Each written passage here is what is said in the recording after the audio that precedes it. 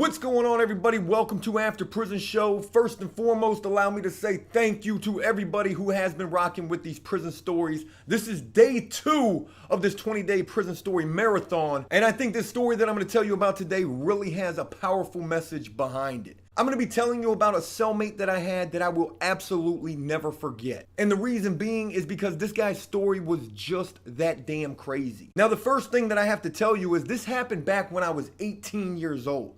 In fact, when I was 18, that was the first time ever that I had gone to jail. And what I went to jail for was a grand larceny charge. Me and my best friend at that time, a guy by the name of Josh, we were out there in the streets doing a lot of really stupid things. One of which being breaking into unlocked cars, which is what ended up sending me to jail for the very first time for a grand larceny charge. Now, when I was arrested for this charge, I had no prior criminal record whatsoever. But I did end up spending a whopping 3 days in the jail waiting and hoping that I would be bonded out, which I did end up getting bonded out by my family. But during those first ever 3 days that I spent in jail, I met this dude who ended up sharing a cell with me and whose story I will never forget. Now, when this ended up taking place was somewhere around the time of like 2001, 2002. I can't really remember the year. But again, it was during this time that I was first ever getting locked up for this grand larceny charge. And this happened in the city of Chesapeake. Now, when I got locked up and taken to the jail, I was booked.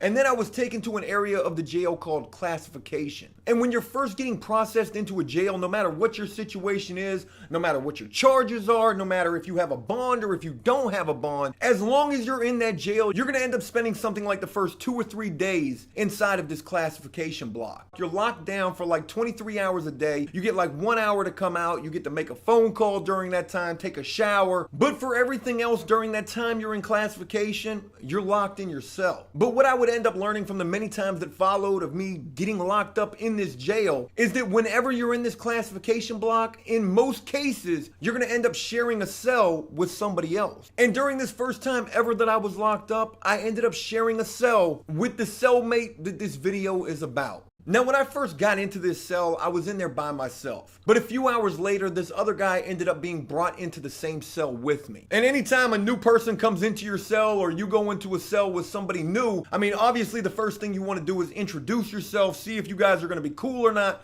Hopefully you guys will be, and you don't have to be in the cell fighting with your cellmate. Something that I have done before as well. But this short little white dude came into the cell and he introduced himself to me. He said, "Hey, what's up?" They call me Slim. And it was back during this time that everybody used to call me Jay for some reason. I mean, that was my nickname, my alias back then, thinking that nobody would ever know my real name being Joe. I'm just gonna tell everybody my name's Jay. So again, this guy introduces himself. "Hey, what's up? I'm Slim. What's happening with you, man? I'm Jay." And as he's first coming into the cell, he begins to put his stuff away. I had the bottom bunk. He was putting his stuff up on the top bunk. He's putting his sheets on his bed, putting his bunk together. And we just begin to talk a little bit. And one of the first things that this guy Slim was asking me about is, of course, "Hey man, what are you locked up for?" And I tell him, I say, "I got a felony grand larceny charge." And from there, he's asking me a few more questions like, how old am I? I tell him I'm 18 years old. He's asking me if I had ever been in trouble before. I'm telling him no, this is my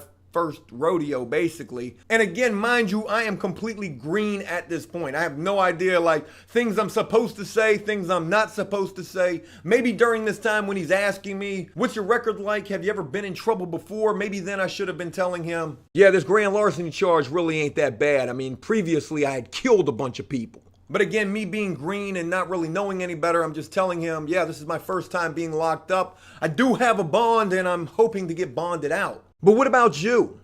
What are you locked up for?" And this is where the entire unforgettable cellmate really starts to come into play. Because this guy begins to tell me his story about what he's locked up for. Now, you know, before I even tell you just how crazy everything is that this guy was locked up for, I gotta say this first and foremost. I'm wondering if by him asking me and kind of questioning who I am, what my charges are, I'm wondering if I had told him anything different, anything more serious, anything about me not having a bond and really facing a lot of time, even though at this time I did think I was facing a lot of time. But I'm wondering if he would have been so willing and open about exactly what he was locked up for had my charges been anything different And I like to think, knowing now everything that I do in comparison to what I knew then, that he probably wouldn't have wanted to tell me anything about his case, with the fact that there's a lot of people who will take information that they get from people that they are locked up with and use that to try to testify against them in court, hoping to get a time cut for themselves. But who knows, whatever the case, and maybe this guy was just as green as me. He definitely wasn't that much older than me. I was 18 years old. This guy had to be in like his early 20s at the very most. But this guy ended up telling me the craziest story that I had ever heard, a story that I will never forget. And he ended up showing me all of the charges to prove that he wasn't lying about any of this.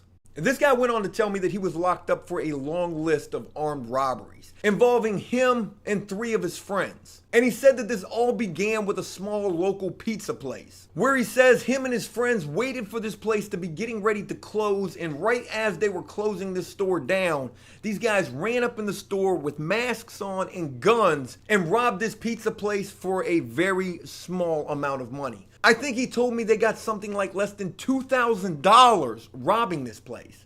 Now, if you think about that, 2,000 divided by 4, that's a whopping $500 a piece. And when you begin to weigh the risk versus reward, and the risk is way up here and the reward is nothing. I mean, these guys had just committed armed robbery, which carries a minimum of 20 years. Not to mention all of the other charges that are going to come with that if you were caught. Armed robbery, abduction, use of a firearm, and commission of a felony, and God knows what else they could throw on you when you do something like this. But he goes on to tell me that this string of robberies began with this pizza place, and when they robbed this place and they didn't get caught for this, no matter the fact that they only got like $500 a piece for doing this, this must have been like some sort of a rush or a high or whatever, because this was the beginning of them moving on to bigger and bigger jobs. He said after they hit the pizza place and they didn't get caught, they next set their sights on this huge furniture outlet store. Now, why they decided to rob this furniture store, I mean, I don't know. But he told me they cased this place out for a good while before they actually decided to rob this place. And he said that when they did finally decide to do this, how one of them stayed outside in the car as the getaway driver and on the cell phone the entire time with the 3 who were in the store, and basically reporting to them over the phone like everything that was going on outside. Hey, the coast is still clear. You guys are good. Hurry up and do this. But he told me that it was inside this furniture store during this robbery that things got just completely out of control. He said that they had gone up to the manager of the store and were trying to have him open the safe. This guy told them that he did not have the combination for the safe, and one of the guys that was involved in this actually ended up shooting the manager of the store in the leg. And when this manager got shot, all of a sudden this safe, it got open. And from this robbery of this furniture store, he told me that these guys ended up getting something like $10,000 or $15,000. And I gotta tell you, like, as this guy's telling me this story, like, one of the first thoughts going through my mind is, all of the money that you're telling me you're getting for these jobs, for these robberies that you guys are out there doing, I mean, none of this sounds worth it, especially when you think about dividing this up between 4 people. And with the amount of trouble and the severity of the charges that you can catch if you get caught for this, I mean, to me, this sounds absolutely not worth it at all. And then there's also a part of me as I'm hearing this that's having a hard time believing this. Because I gotta tell you, and I'm sure it sounds the same way to some of you listening to this, but all of this that this guy is telling me about, I mean, this basically sounds like it's right out of a movie. But I have to assure you that this guy ends up showing me proof that none of this is made up at all. And I'm gonna get to exactly what that proof is in this story as well. With this second robbery that these guys have committed, I mean, I just think about the fact that if they're caught, they're already facing so much damn time. But he tells me that this was not the last robbery that they committed, and in fact, he goes on to tell me about the biggest robbery that they pull off, but do end up getting caught for this one. And the way he describes this story so vividly, the details in this, I mean, this was some really crazy shit to be hearing about, and I mean, I'm sharing a cell with this guy who did all of these crazy things. But he tells me the last robbery that these guys would commit started as they were driving down the road. They were in the city of Chesapeake, and it was all four of these guys together in the car when all of a sudden the car began to overheat. He tells me they end up pulling the car off to the side of the road to try to let it cool down, and while they're sitting there waiting on this car to cool down, one of the guys with them looks over across the street and sees that it's a bank right across the street. And when this guy sees this bank across the street, he tells the other three guys, "I'm about to go rob that bank over there. And if you guys want any of this, you'll come in there with me."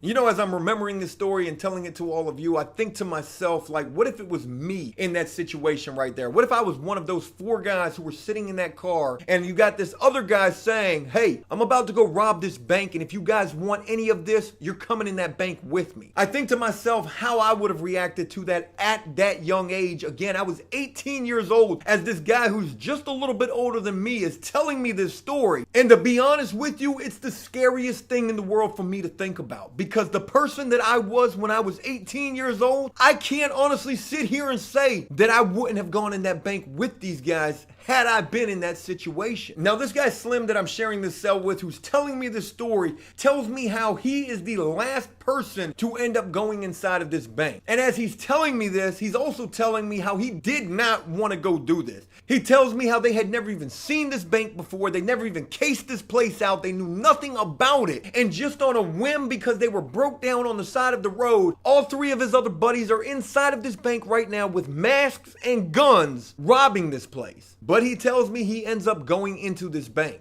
And he tells me that when he walks into this bank, the first thing that he sees and hears is his friend standing on the counter of this bank with this mask on and this gun out, waving it around and yelling, "Yo, where is the money?" I cannot even imagine what it would be like to be in a situation like that. And I'm also damn thankful that I've never found myself in one of those types of situations as well. Slim tells me how they ended up taking all of the money out of the drawers right there in the front of the bank. They never even made it into the safe. And when they took all of the money out of the drawers and ended up leaving from this bank, I think he tells me they had something like a grand total of like $40,000 or $80,000. And even if you think about $80,000 divided by four people, I mean 20 grand a piece, to me, none of these total amounts of money that these individuals are getting per person from these robberies, none of this at all seems worth it, again, in comparison to that risk versus reward. He tells me the four of them run out of the bank, jump into the car that's had enough time to not be overheated at this point, and drive straight down the road and are getting ready to get on the interstate. And he says as soon as they get on the interstate, he can see cops flying in the opposite direction, going towards that bank that they had just robbed. He says from the bank, they end up going to the mall. They spend a whole bunch of money on clothes and shoes. I think he even said he bought like a cheap car. And then they end up going back to one of their houses afterwards to celebrate this successful robbery. But it was while they were at whoever's house that they were at, one of these guys' girlfriends was there. And for whatever reason, like these guys had the news on. I guess when you're out there doing these kind of crazy things, you're going to be wanting to watch the news to see like what kind of information there is out there on whoever's responsible for doing these things. But he says that while they're at this house with the news on and this girlfriend here, the story comes up of this robbery of this bank. And when this story comes on the news, these guys are kind of like laughing about this. Well, the girlfriend who's standing right there watching all of this doesn't really know what's going on. And she says, "Was that y'all? Did you guys rob that bank?" And for whatever reason, they ended up saying that, yeah, they did. Well, it would be that girlfriend of one of these guys who would end up calling the crime line, reporting that she knew who robbed this bank for that whopping $1,000 reward that would ultimately get these four guys caught. The guy Slim that I was sharing this cell with, who was telling me this story, tells me how he was in New York with his own girlfriend and they were in a hotel up there when all of a sudden, like the next morning at like 5 a.m. in the morning, the phone begins to ring in the hotel room. He says he picks up the phone, says, "Hello? Hello, who is this?" And nobody's there. He hangs up the phone thinking that he didn't order a wake-up call and maybe they just had the wrong room number. But little did he know that that was the FBI who was calling to see if he was in that room because somehow they had tracked him down to this hotel room in New York. And it was shortly after that phone call that that hotel door ended up getting kicked in by a barrage of all sorts of law enforcement there to arrest this guy. From New York, Slim was transferred back to Virginia, back to the city of Chesapeake because one, this bank robbery happened in the city of Chesapeake, and two, Chesapeake City Jail at this time also housed federal prisoners. And Slim not only had state charges for these robberies, and what I didn't know at that time, but what I would soon learn because Slim would then go on to show me the proof that he wasn't making any of this up, and the proof being the actual charges that he had for this pizza place, for this furniture store, and for this bank. And real quick, let me explain to you a little bit about what charges look like when you've got these charges in jail. If you've got a misdemeanor charge, that's going to come on like either a white or a yellow piece of paper. But if you've got any sort of a felony charge, you're going to have a green piece of paper. And this guy Slim ended up showing me a stack of green papers, all felonies for all of these damn robberies. Somehow they had gotten implicated in all of this that they had done, from the pizza place to the furniture store to the bank. And not only was he showing me all of these green pieces of paper, but for every single green paper felony charge that he had a duplicate charge of the same exact thing, except the only difference was there was a green sticker on the corner of that green piece of paper. And what that green sticker represented was the fact that for every charge that he had on the state level, he had the same exact charge on the federal level as well. Because when you rob a bank, and a bank being a place that is federally insured, well, you can then rest assured that if caught, you're gonna get a felony charge for that. Now again, I have no idea why Slim decided to tell me like every damn intricate detail of his case. I can only imagine it was because of the fact that I was sitting in jail for something that I was getting ready to get released from jail on. I had a bond. I had no prior criminal record neither. So even though I didn't know it then, I really wasn't facing any time. And again, had I been locked up for something more severe, maybe Slim would have been a little less eager to share with me every intricate detail of his case, along with every charge that he had as the proof that he wasn't lying about any of this. Or maybe Slim was just as green as I was. I don't know what his prior criminal history was like. Hell, this could have been the first time that he was getting locked up himself. Or maybe he just wanted to tell a story, to get this off of his chest. I don't know. Maybe he thought it was cool. But no matter what the reason was why Slim ended up telling me about all of this, one thing stuck out in my mind more than anything after he got done telling me all about this and showing me these charges. And that was that I realized in that moment, I was a guy who potentially was getting ready to get released from jail on bond. Or at least I was hoping so. And standing right in front of me telling me his story was a guy who potentially, and more than likely in all probability, was never again going home. And real quick, just to throw this out there as well, like I have no idea what ended up playing out with the amount of time that this guy ended up getting for all of this. I tried to look up the bank robbery in particular. I remember the time frame from when it happened, but the one thing that I don't remember is this guy's full name. And all I can remember from this was his nickname. They called him Slim because of the fact that this guy looked like a little miniature cut up Eminem the rapper dude.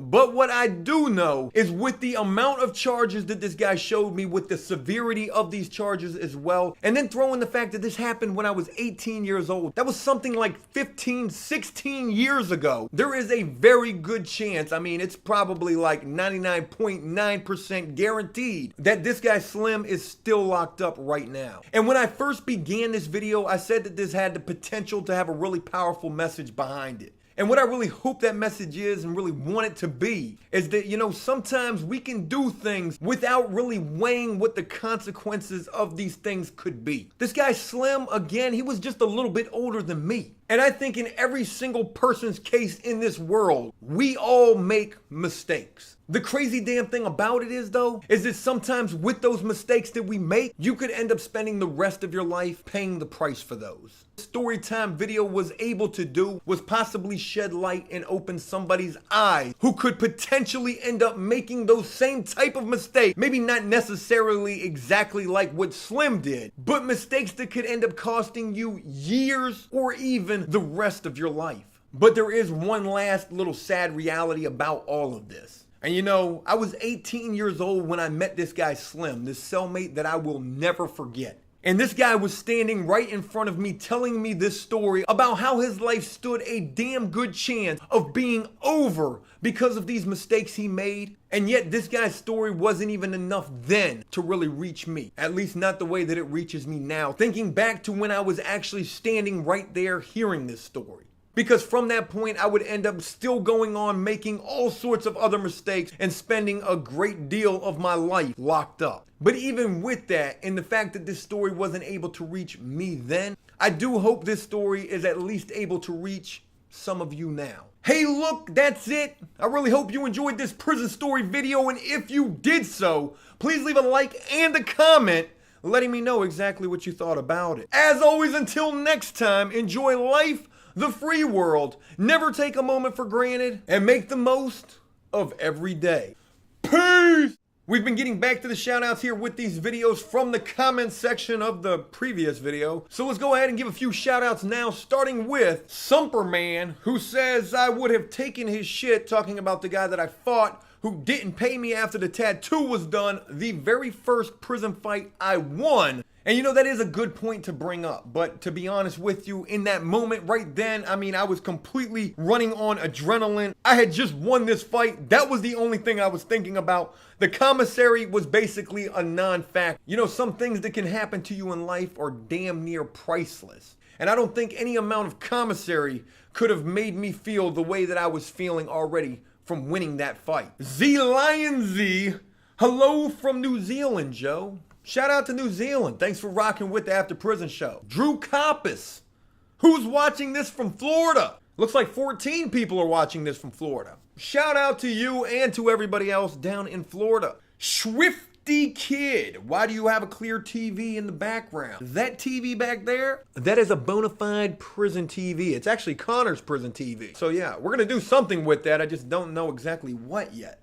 Justin Meehan says, my dad just got out of prison yesterday. Well, Justin, I'm really happy to hear that your dad's home, and I wish him nothing but success out here in the free world. I hope he's able to get his life together and never have to go back to where he just was. FaZe Rug says, love the videos, keep it up. I left a like and yesterday's story was crazy. FaZe Rug, thank you very much for the love and support. I'm really glad to hear you're liking these prison storytime videos. And Inside the Matrix, oh shit, you brought back shoutouts at the end of the video. Inside the Matrix, special shout out to you, and special shout out to everyone else who continues to rock with After Prison Show. Please leave a like and a comment, and who knows, maybe you'll get a shout out in tomorrow's video. Until next time, peace!